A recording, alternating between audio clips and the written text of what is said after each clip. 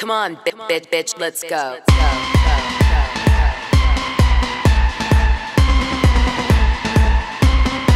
Come on, get ready, bitches.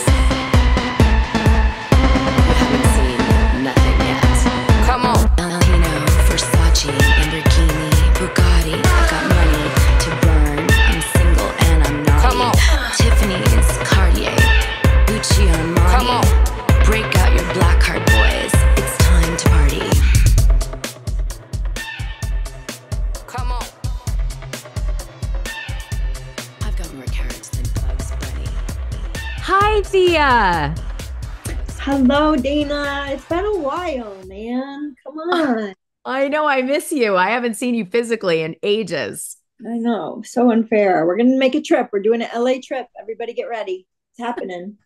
I want it. Oh, yeah, that's right. I'm dying to do that trip with you. That's going to be so fun. Thea, you know what we have to remember, though, while we're in Los Angeles is the great words of Zsa Zsa Gabor about her husband, Conrad Hilton, Paris Hilton's great-grandfather, Rick Hilton's grandpa.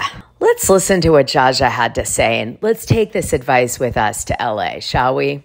Tall, Texan, heartless, cold. Stingy, you said. Very. The stingiest husband I've had and the richest I've had. But rich men are always stingy girls. Don't forget that. My mother said it's much better to have a generous husband than a rich husband. Right. Well, he was super stingy. One Christmas, he came in the bedroom with tears in his eyes and opened a beautiful jewelry box. There was a beautiful necklace. He says, Conrad, why are you crying? He said, I'm crying because I shouldn't do this. I shouldn't give it to you. And he was crying. Did you take it? Of course I took it, but I lost it. I wasn't crying. He was crying. What about Frank Sinatra? You told me about Sinatra is impossible. Sinatra is absolutely thinks that everyone in the world has to faint before him and go to bed with him. And there are some women who don't want to go to bed with him. It's not my type. A little short Italian, and I like to. So I actually reached out to you because I've been hearing a lot of stories surrounding Real Housewives of New Jersey from different viewpoints, from different people over the last 2 shows that I did. And of course, I've done extra research surrounding those shows. So it piqued up my interest on some things that I know you attended personally, and I know we've discussed in the past. But now with all this new information, I wanted to revisit it with you on a show with more of this viewpoint in mind of what I've learned so far. Okay. I'm here for you, Dana, because you're my friend. I have not been discussing this very often with anyone who's been asking me because I've been trying to stay out of the mess. But of course, for you, and I think it's important that people get the full story. So I really appreciate that. Now, first, before we begin, please tell me about your new book that's coming out because I'm so excited. I gave you a quote on the last one. I'm dying to know what is the new book? Tell me everything really quick. It's called The Unofficial Vanderpump Rules Ultimate Trivia Book. And it is over 600 questions, quizzes, true or false, trivia, games, all to do with the last 11 seasons of Vanderpump Rules. So we have some great illustrations. I wrote all of it myself this time, the introduction. Last time I had someone else do the introduction, but I did it all myself. So introduction, chapter headings, the whole thing. I have a great thing at the end where you decide which Vanderpump character you are. And I really worked really hard on it. So I'm proud of it. I think it came out amazing and it won't be out until October 1st. But I'm already talking about it because it's available for pre-sale on Amazon. Okay, so that's great. I will put a link to the Amazon pre-sales so that people can buy it. They make great gifts. Since Vanderpump Rules is going to be on pause for a year, maybe you know more about that, but a year or more. I think that's a good thing to get this book and get excited and sort of feel like you wrapped it up. It's a great ending to a very long running series. I have to assume that Vanderpump Rules may be disbanding because obviously there's rumors Lala Kent's trying to move over to the Valley. And so there's just all this stuff going around right now that would imply that, yes, it may come back or maybe it won't. Or if it does come back, it might be a total reboot, Right. So, all right, let's get into it. So, one of the things that came out of all this gossip I have been told over the last 2 weeks is that Phaedra had a birthday party that was at BravoCon. And Melissa Pfeister, Teresa Giudice, I think Jennifer Aydin and Bill Aydin, and Louis Ruelas were all in attendance at this birthday party. Correct. They were all there. And one of the things that was said by one of Teresa's social media people she utilized for Namaste Bitches, she was the official person who did the Namaste Bitches feed. And then she also did social media to help Teresa get narratives out and also create storylines and do research, et cetera, kind of like an official fan captain or something that they get paid, or something like that, or incentivized. So Gabriella said that Jennifer Aydin was there and Melissa Pfeister was sitting next to Bill Aydin. Do you recall if Melissa was sitting next to Bill Aydin? I don't know. She definitely was, because I was right across the table from her and I was talking to her a lot, Melissa Pfeister. So yeah, she was sitting next to Bill. Teresa and Louis were on the other side of the table. Next to me. I was across from Melissa. Okay. So did you get the sense that Bill and Melissa were hitting it off? I'll tell you why I ask in a minute. Yeah, they seem to be. Okay.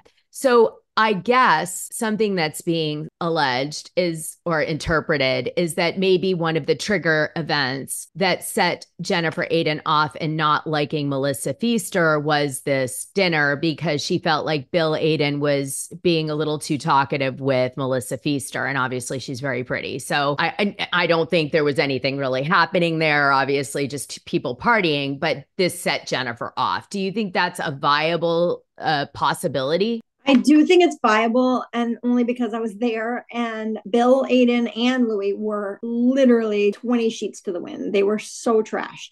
Bill barely could stand up. His eyes were like rolling in the back of his head. He had way too much to drink. So I didn't see him flirting with Melissa or anything, but I would not be surprised if Jen perceived what he was doing as flirting, because he was handsy and crazy and out of his mind.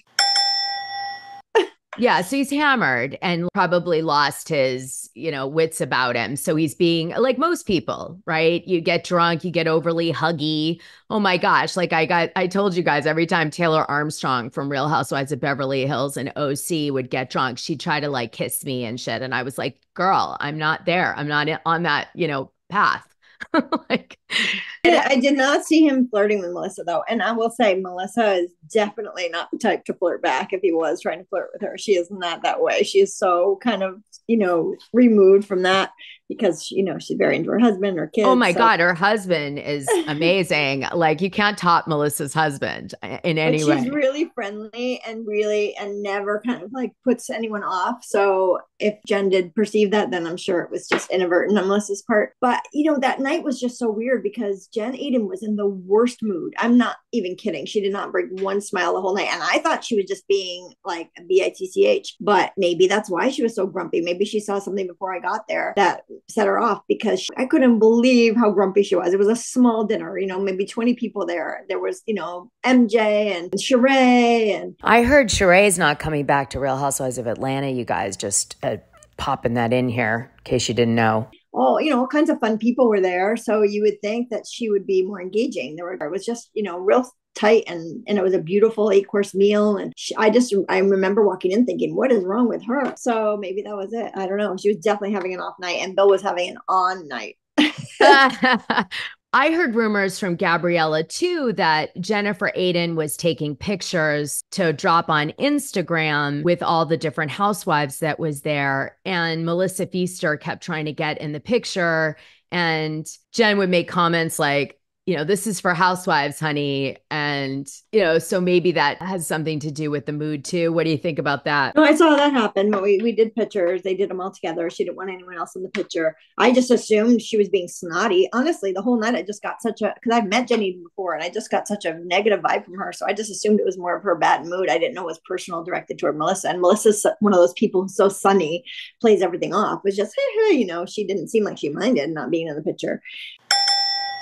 So that's strange, but I could totally believe it. Well, I guess what happened was Melissa was in some of the pictures, and then when they got posted online, she felt like maybe they had cut her out. Oh, God. The pictures that I saw being taken, Melissa wasn't even in them, but maybe she did. Like I said, I got there halfway through the dinner, so they might have done pictures before that she was in that they cut out.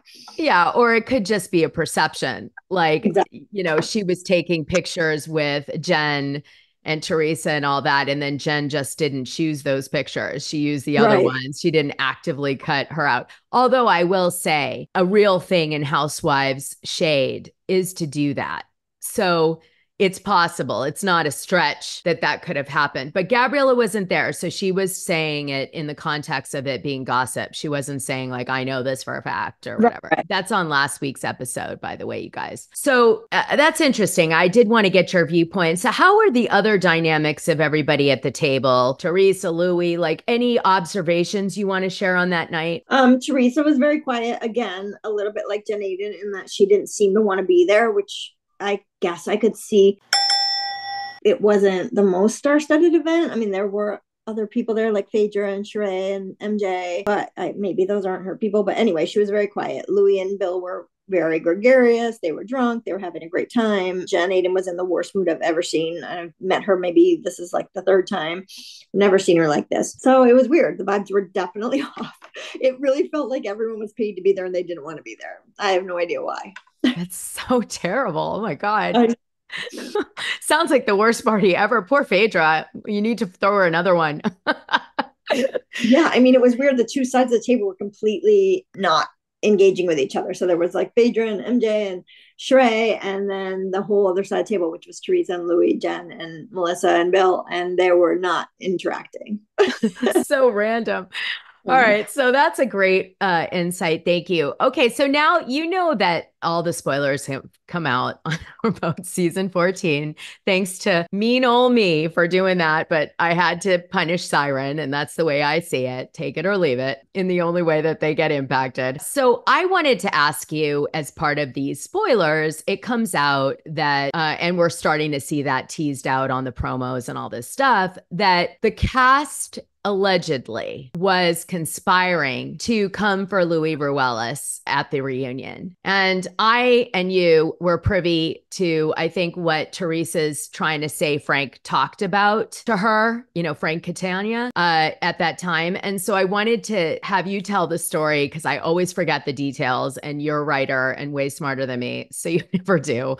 And I wanted you to talk about what the hell that is all about and really the intention of it. Well, I don't know about this meeting, but let's just say it's true. I mean, I assume that it happened because they kind of admitted it on the show. They got together, but it was, as far as I know from what I know from behind the scenes, it was more of a defensive meeting.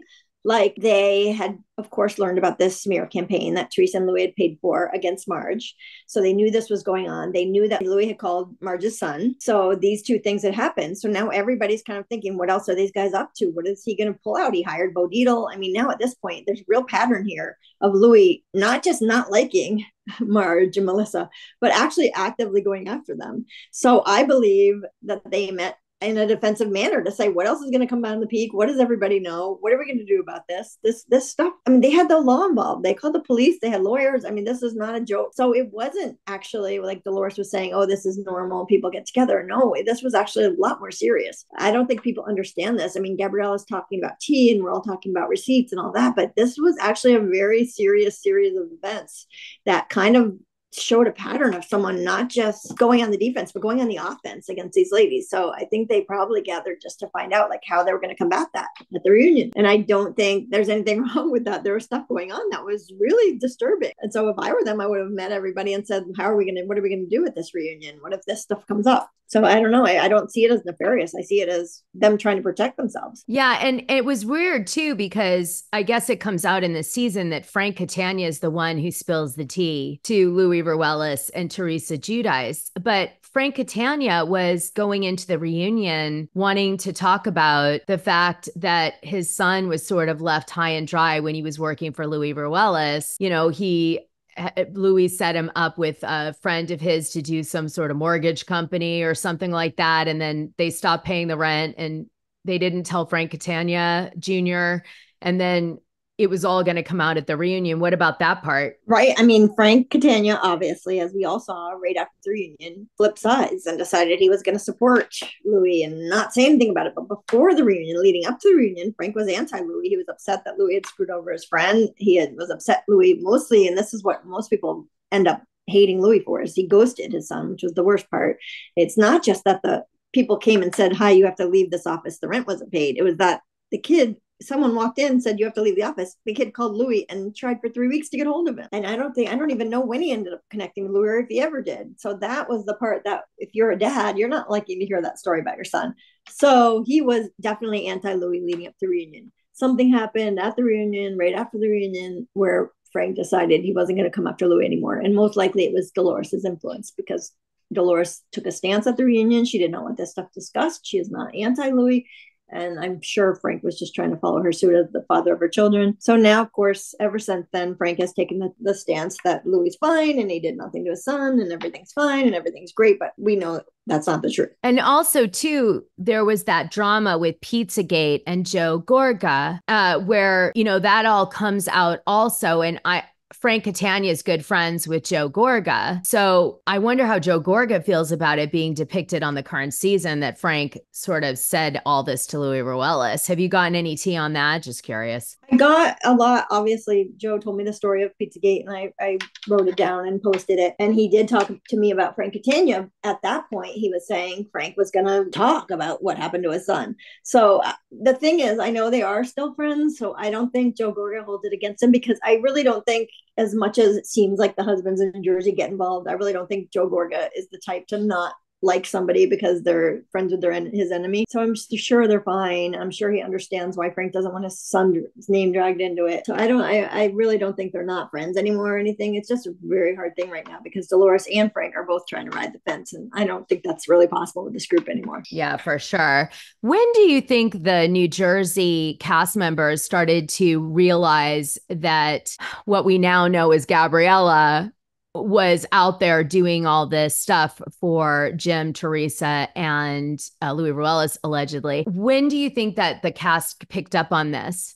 Some of the things she was saying when she was first posting at the very beginning were just way too proprietary, way too close to knowing exactly what was about to happen or what happened. So I think they knew from day one that she was talking to someone. But again, people talk to people. So I don't think anyone thought it was the end of the world. But yes, Gabriella had information that nobody had. So clearly she was talking to somebody. They all talked to people. I don't think it was that big of a deal until, like I said, until things started getting active behind the scenes where people were being hired and smearing and all that. And then it became a problem. So I think she's always been a problem for everyone, but only because she was the face of some of these campaigns that were going on that were nefarious, like not at all just, let's plant a story to get ahead of it, or let's plan. That part of it is kind of par for the course. Everybody does it. You talk to your friends, you talk to your people online to get something out that you want out. It's kind of part of the game. It's when they realized that Louis was behind the scenes actively trying to ruin them and get them to lose Walmart deals and get them to, that they realized this girl was the face of it. So I know for a fact that somebody did or wanted to send her a cease and desist. I mean, people were taking this all really seriously at the time, only because of what was going on behind the scenes, not just because somebody talked to a blogger. That's not a big deal. It was more because she was helping. There were lawyers involved and she was helping create their case. Now, for those of you who didn't listen to the full two shows, episode 181 and episode 182, you're missing huge pieces of information. But at this point, I want to throw you guys a bone out here in YouTube land and on the general podcast listening platforms and let you know that Gabriella fully accepts that she did all these awful things and has turned around and said she's sorry for it. She knows and admitted that she was very pro-Teresa and attacked anybody and everybody that was anti-Teresa in any way, or that she felt wasn't aligned with Teresa's digital media goals that she had been directed to do. And so some people said to me, that Gabriella was coming for Melissa Phaedra and now she's protecting her. And what's that all about? And I'm like, yes, Gabriella herself has admitted that she was anti-Melissa Phaedra for a long period of time until she wasn't. And then she was pro Melissa Pfeister. And Gabriella's the same in regards to Teresa. When Teresa was directing her and she was in good space with her, she did her bidding. And when she fell off with Teresa and Louis Ruelas, she was anti-Teresa and she started doing the opposing campaigning. So it's not that she's a hypocrite, it's that she's pivoting and she has zero loyalty to any of these people because, quite frankly, all of these relationships have been established with her on for an agenda, for a purpose, not real friendship, not real give or take, not real loyalty. So of course, it's going to end up in this toxic landscape. Now, this would be similar to my very good friend Kim D's approach at looking at things, where she was kind of anti-Teresa Giudice for a very long period of time. And then she makes amends with Teresa, and now she's very pro-Teresa, although she will not spill the tea. She's said to all of you if it comes up, but she's now back on side with Teresa. So she transitioned. Another person who we've seen transition is Jacqueline Larita. She was very anti-Teresa for years following the show, vocally. Then she makes up with Teresa and is on side with Teresa, and that ends. That was her prerogative. So there seems to be this inconsistent loyalty with people in this space, but I do think it has to do with the fact that all these people are very gray. They have their good moments, they have their bad moments, they have their corrupt moments, they also have their really sweet moments, okay? And so it's really hard to know your footing with them. And betrayal is rampant in this space. When Margaret escalated this and reported it to the authorities and also to Bravo, what was her feedback on that? Like, did Bravo do anything? Like, what was the take on that? Bravo shut it down day one. They called Jim, Teresa's lawyer, and said, we heard this smear campaign's happening, that they paid publicists to get Marge to lose her Walmart deal, and you can't do that, and you need to shut it down today. It needs to be done. And they also put out a warning to all of the cast members to stop talking to bloggers and stop doing interviews about the rest of the cast. I mean, they shut everything down. It was a serious situation. The cast members even talked about it. I remember Melissa, I think, brought it up and said, we're not allowed to be talking about this. There's a complete gag order on the whole cast. And everyone thought, why? Well, that was why. Because when it comes to trying to ruin someone's business, when they take it seriously, this is where lawsuits start. So they did take it seriously. I'm not saying that they were going to fire Teresa or fire Louis, but they shut the campaign down, and it did get shut down. Those publicists were told, do not do this job anymore. And the cast definitely to this day is not allowed to talk about other cast members in the media, because I saw that Teresa said that just a few weeks ago. She was like, she had to rephrase something that she wanted to say about Margaret because she couldn't talk about it in the way that she was about to. She was like, I have to say that a different way. Yeah, they're serious. They're serious about it. Bravo is serious about it. These things can cause major problems for the network. You cannot mess with someone's livelihood. You cannot go out there and just say whatever you want to get somebody to lose their income stream. And by the way, Bravo doesn't make any money off her Walmart deal, but they make money off products moving forward. So they don't want anyone even messing with anyone's revenue streams on the show. Yeah. So what a lot of the fans don't know is this goes all the way back, like almost, I want to say a year ago, Thea, would that be correct? Wasn't it about a year ago? It was before BravoCon. No, it was last spring that this all happened. Yeah, last spring. So spring of 2023. Mm-hmm. And so now it's all coming to a head. But this has been going on for quite some time. Okay, so another thing that came up in the Gabriella interview, which is episode 181, for those of you guys jumping into all this drama late, Gabriella says that there's a publicist that Louis Ruelas hires that and her job is to damage Marge's Walmart deal or something to that effect. Now, I don't have all the details because I, as usual, forget, a few weeks after I cover something. So I do my best, but the details. So tell me that story so it's explained better. For the full scoop, join the Dishing Drama Dana Patreon. The link is in this audio description. It's only $6 a month, and you'll get the best information and tea about the things you care about, and even the things you don't know you care about. What are you waiting for? Well, Marge and